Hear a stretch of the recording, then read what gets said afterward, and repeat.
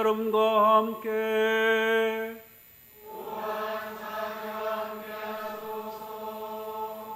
성 마테오가 전한 거룩한 복음입니다.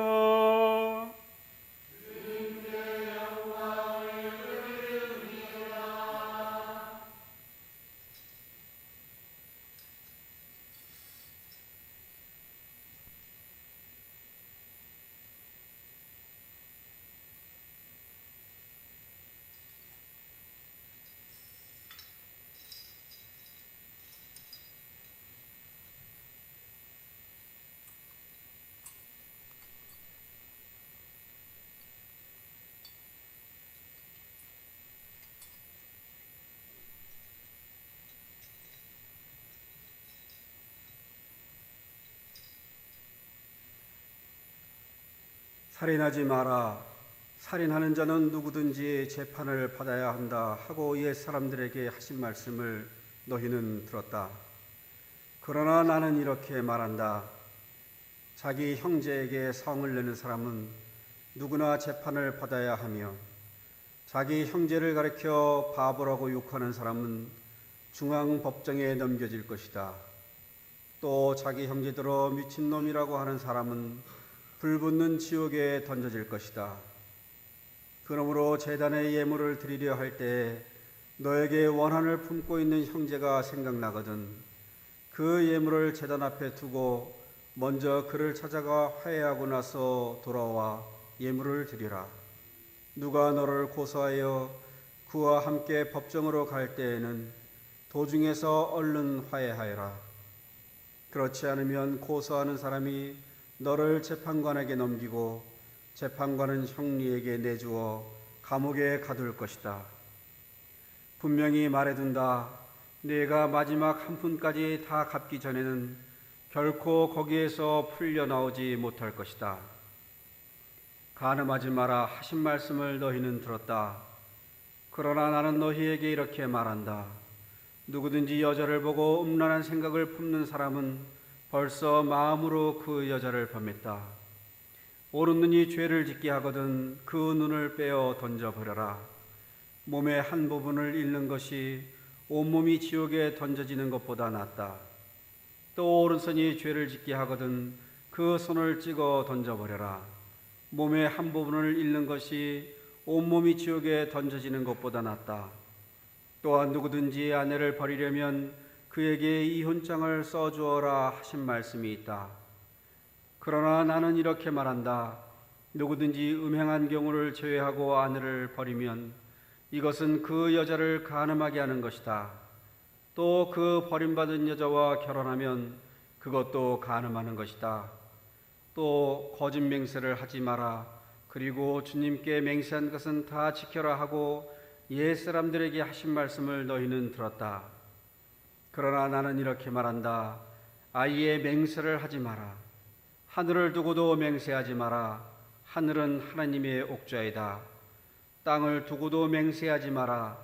땅은 하나님의 발판이다. 예루살렘을 두고도 맹세하지 마라. 예루살렘은 그 크신 임금님의 도성이다. 내 머리를 두고도 맹세하지 마라. 너는 머리카락 하나도 희게나 검게 할 수 없다. 너희는 그저 예할 것은 예하고 아니요 할 것은 아니요만 하여라. 그 이상의 말은 악에서 나오는 것이다. 주님의 복음입니다. 그리스도를 찬미합니다. 자리에 편히 앉으시기 바랍니다. 성부와 성자와 성령 이름으로 말씀드립니다. 저는 이렇게 안양교회 와서 은혜를 많이 받게 돼서 참 감사합니다. 보통 이 관할사제가 이 협동사제한테 직접 설교 기회를 안 주는데요. 그게 통상적으로 저는 감사하게도 이렇게 기회가 많아서 제 스스로도 아주 은혜가 되고 너무 감사를 드립니다. 근데 세상적으로 봤을 때는 저는 참 복이 없는 사람이다 이렇게 생각을 합니다. 그 어린 시절을 보면 초등학교를 제가 졸업하자마자 막 학교가 말끔하게 수리가 되고, 그걸 시작으로 해서 제가 졸업하면 바로 다음에 학교가 더 좋아지고, 모든 좋은 제도들은 제가 졸업하면 생기더라고요. 이렇게 하물며 고생하면서 야, 나 군생활 열심히 했다 했는데 요새 뭐 국방부인가요? 그것 때문에 또 부대가 통합돼서 없어진답니다. 또 최근에는 고생하면서 지역아동센터에 한 10년 이상을 있었는데, 그때는 희망이 보이지 않더니 퇴사를 하고 나니까 요새 수당도 좋아지고 처우도 좋아지고, 참 저는 늘 이렇게 끝물을 타나 싶을 정도로, 그리고는 이게 말썽 많은 또 시설로 부임받아가지고 정말 되는 일 하나 없는 신부다 해도 과언이 아닐 겁니다. 그럼에도 불구하고 제 입에서 하나님을 믿고 강건하라는 그런 선포가 나오는 걸 보면 분명히 하나님께서는 계시다는 확실한 증거가 아닐까, 이렇게 고백을 합니다. 한동안 저는 혼자 묵상을 많이 했었습니다. 왜 나는 고생하는 데만 골라서 가가지고 떠나고 나서는 무엇 하나 이렇게 자랑할 것이 없을까?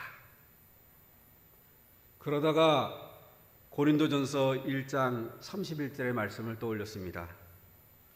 누구든지 자랑하려거든 주님을 자랑하십시오. 돌이켜서 생각해보면 자랑할 것이 없는 것이 아니라 자랑을 하지 않았던 것 같습니다. 세상적으로나 딱히 내세울 만한 것 하나 없다 보니 제게 자격지심이 있어서 늘 보이고 드러내서 인정받으려는 욕구가 강했습니다. 그런 생각이 교만함으로 자리 잡고 있었기 때문에 은혜의 삶으로 변화되고부터는 의식적으로라도 철저하게 제 자신을 부정하고 하나님만을 드러내려고 노력해왔던 것 같습니다. 누구나 어떤 일들을 계획하면 잘 진행해서 좋은 결과를 보고자 하는 당연한 욕심이 있습니다. 그러나 하나님의 일을 그렇게 한다면 교만함에 빠질 수도 있다는 사실을 제 스스로가 깨달은 후부터는 모든 것을 내려놓게 된 것입니다. 오늘 서신 말씀으로 본 고린도전서 3장 7절을 통해서 사도 바울로는 이미 그러한 사실을 우리에게 가르쳐주고 있습니다. 심는 사람이나 물을 주는 사람은 중요할 것이 없고 자라게 하시는 하나님만이 중요합니다. 사제에게도 욕심은 있습니다. 어느 성당에 부임하든지 무언가 전임 사제가 시도하지 않았던 것들을 시작하게 되고 임기 중에 결실을 보고 싶어하는 그러한 욕심이 있습니다. 그러나 제가 한 성당을 30년쯤 다니신 교우님들께 질문을 하나 드리겠습니다. 새로운 사제가 부임해서 하시는 사목 중에 새로운 것이 있으시던가요? 이야, 이건 나 경험해보지 못한 거야. 그런 것들 있어요? 그래서 말씀 좀 해주세요, 혹시 있으면. 이 땅에서 하나님의 일은 새로운 것이 하나도 없는 것 같습니다. 다만 무슨 일을 시작하든지 충실하고 꾸준하게 영속적으로 행하느냐 마느냐, 그것의 문제라고 생각을 합니다. 어느 사제가 부임해 오시던 우리 교우님들이 이 성전을 통하여 행하셨던 좋은 선교적 실천들을 꾸준히 하시냐 안 하시냐에 따라서 그 결과는 달라진다는 말씀입니다. 그런데 희한하게도 새로운 사제가 올 때마다 이제 나는 손을 놓을 수 있겠구나. 이참에 내가 빠져야지. 이런 생각을 하기 때문에 그 영속적이 끊어지고 늘 우리는 새로운 것을 갈망하는 그런 마음이 자리 잡게 되는 것입니다. 저는 이곳에 어느 곳에 가든지 이런 묵상을 합니다. 이곳에서 나를 통하여 이루시려는 하나님의 계획이 있으시겠지. 내 자신을 그 사역에 맡겨드리자. 속 편합니다. 그냥 하나님한테 맡겨드리고 그저 하루하루 주신 일 행하는 것, 그것이 믿음이다, 이렇게 생각한 것입니다. 이 세상을 살아가면서 우리 스스로가 생각하면서 사는 것 같지만 실상은 우리 안에서 성령님으로 역사하시는 하나님께서 이끄시는 삶을 우리가 살아가고 있다고 저는 믿습니다. 그 사실을 믿음으로 받아들이고 고백하고 순종하는 자를 통해서 하나님께서는 더욱 영광 받으시리라 믿습니다. 하나님께 영광을 돌려드리는 삶은 하나님의 축복을 받아서 이 세상에서 남들보다 풍요롭고 건강하게 사는 것이 다가 아니라 우리의 삶을 통해서 살아 역사하시는 하나님의 형상이 드러나는 것입니다. 우리는 그러한 삶을 살아가기 위해서 순종의 결단을 해야만 합니다. 너희 앞에 생명과 죽음, 복과 저주를 내놓는다. 너희나 너희 후손이 잘 살려거든 생명을 택하여라. 그것은 너희 하나님 야훼를 사랑하는 것이요 그의 말씀을 듣고 그에게만 충성을 다하는 것이다. 신명기서 30장 19절 20절의 말씀이 오늘 우리 모두에게 주어진 말씀이라고 믿습니다. 저는 오늘도 내일 일은 남 몰라요. 하루하루 살아요. 요행이나 불행함도 내 뜻대로 못해요. 이 찬송으로 살아가고 있습니다. 그리고 아침 기도를 통해서는 하나님께서 오늘 어떤 쓰임으로 활용하실지 궁금해하며 하나님의 손길에 하루하루를 맡겨드립니다. 오늘 만나는 사람들과 일들, 그리고 알게 모르게 마주치는 우리의 이웃들을 통해서 하나님은 분명 계획하신 일을 이루고 계시고 순종하는 이들의 삶을 통해서 계획하신 일들을 완성할 것이기 때문입니다. 우리는 그저 하루하루 순종하는 마음으로 예할 것은 예하고 아니할 것은 아니하면 될 것입니다. 하나님의 말씀과 인도하심대로 따르겠냐는 그 선택에서 예, 그렇게 하겠습니다. 아니요, 그렇게는 못합니다. 이 답변 외에는 나올 것이 없기 때문입니다. 이 답변 이외에 나올 말은 스스로 핑계를 대거나 자신을 합리화하는 말들밖에는 없다고 생각을 합니다. 만일 주님께서 이곳에 오셔서 우리 교우님들에게 너희는 안양교회를 사랑하느냐 이렇게 물으신다면 예, 사랑합니다. 아니요, 사랑하지 않습니다. 이 외에 어떤 말씀이 더 있겠습니까?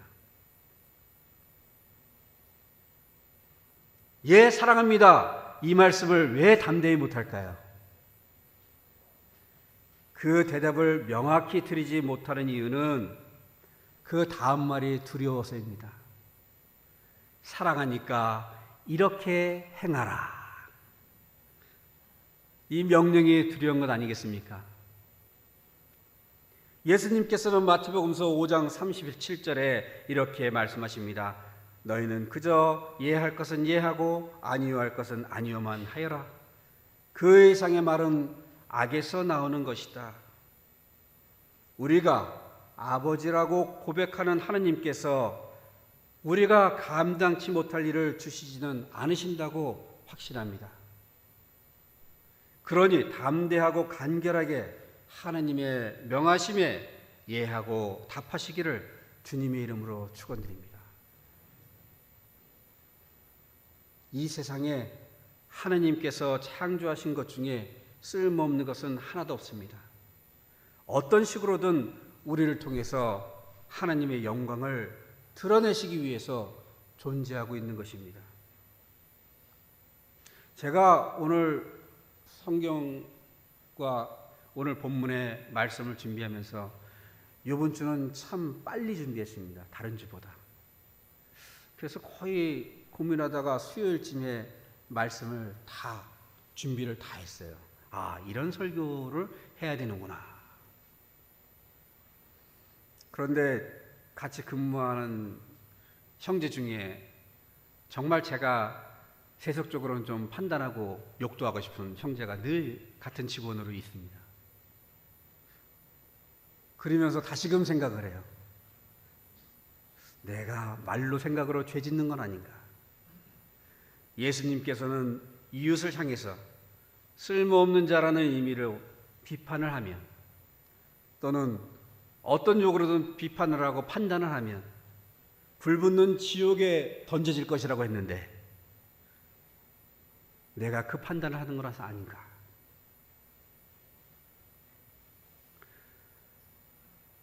우리가 살아가는 세상, 또 이 만물 중에 하나님께서는 다 창조하신 섭리가 있다고 믿습니다. 그 창조 섭리 안에 우리도 함께 포함되어 있고, 그러한 창조물들을 통해서 하나님께서 계획하시고 역사하셔서 하나님께서 받으시고자 하는 그런 영광의 길을 열어 가시리라고 저는 믿습니다. 그만큼 우리는 하느님의 필요에 의해서 창조된 세상 만물과 사람들 가운데서 살고 있는 것입니다. 우리는 그저 하느님의 자녀로서 마땅히 실천해야 할 삶을 살아가면서 하루하루를 감사함으로 살아가는 것에 만족해야 하겠습니다. 그리고 하나님께서 어떤 일을 이루시든지, 또 그 결실은 무엇이든지 그것들을 통하여 영광을 받으실 분은 오직 하나님 한 분뿐이심을 늘 기억하며 사는 삶이 되시기를 주님의 이름으로 축원드립니다. 성부와 성자와 성령의 이름으로 말씀드렸습니다.